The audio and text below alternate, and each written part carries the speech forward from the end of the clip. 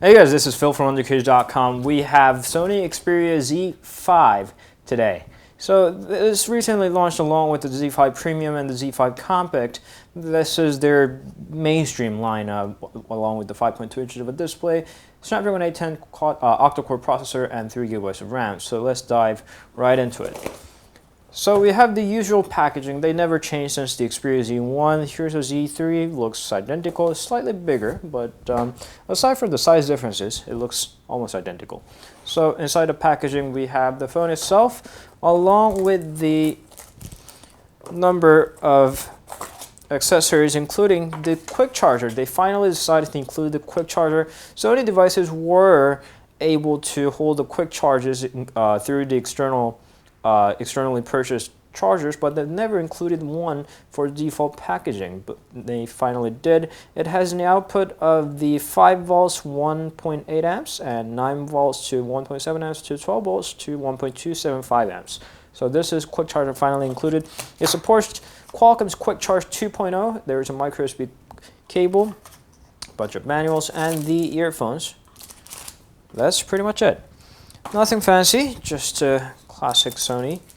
And here's the Xperia Z5 itself. It comes in 4 different colors: graphite black, white, gold, and green. This one you were seeing is obviously the graphite black, if you can't see because of the protected plastic. We're just going to remove that. Here you have the better look at the Xperia Z5. So this is the mainstream model, so it's with the 5.2 inches, it holds right in your hand. It's the more angular in the corner than the Xperia Z3, which has more of a roundish corner, which we're gonna dive into right in a second. We're gonna power this guy up. Although they got a large number, it's called Z5.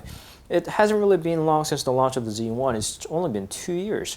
There's been Xperia Z, Z1, Z2, Z3, Z3 Plus, and there's a Z4, which is the Japanese variant of the Z3 Plus. That's why they skipped the entire numbering of the Z4 series in whole. So comparing with the Z3, it looks identical again. Sony is keeping the classic look, starting from the Xperia Z, or you should say Z1 if you want to count the materials covering the phone as well.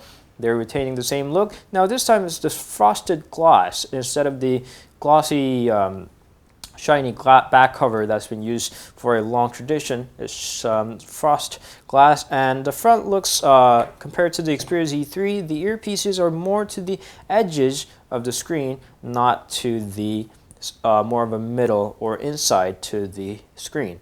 The front-facing camera is upgraded. We're going to do a side-by-side comparison over here, but the biggest difference you see is, of course, the power key. The circular power key, which has been iconic design of the Xperia series, is now a longer flat button with the fingerprint sensor built in.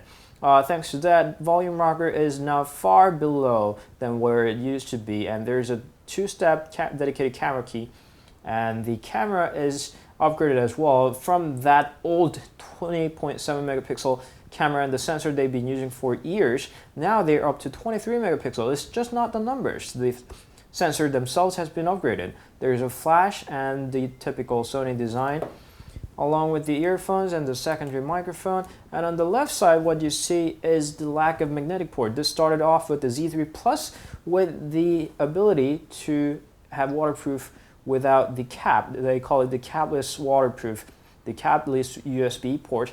Thanks to that, they removed the charging dock port, which was one of my favorite parts of the Sony phones. They don't have it anymore. Instead, they have a capless USB port.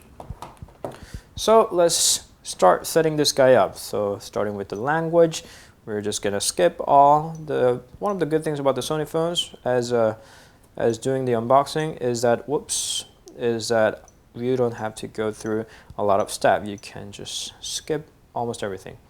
See, there was only 5-6 steps. Now that's 8. So here is the Xperia Z5 in graphite black. So we're just gonna make it a little brighter here. And here we go. So this comes by the default with the Android Lollipop. There is a planned upgrade to the Android Marshmallow.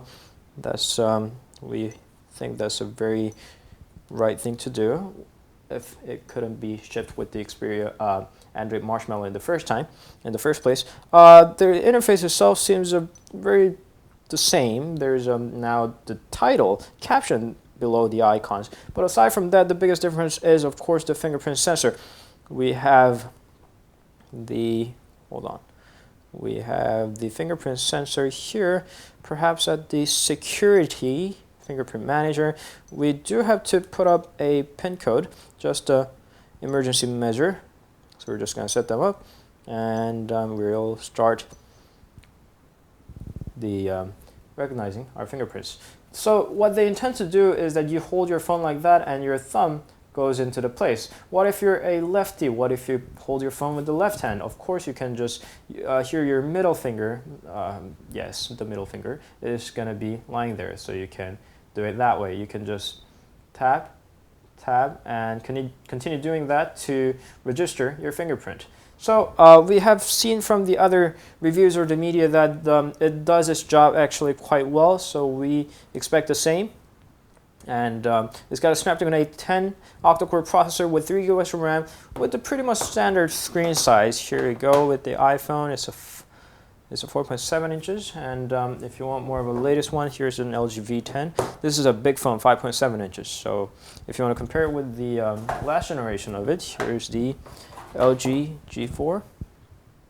So it's pretty much the standard. Sony could have gotten with the narrower bezel, but it seems like they don't want to do that. So here is Xperia Z5. We'll keep on using that, and we'll get back to the more detailed review so you can get to know the Z5 better. So that was Xperia Z5. We'll come back soon, so stay tuned.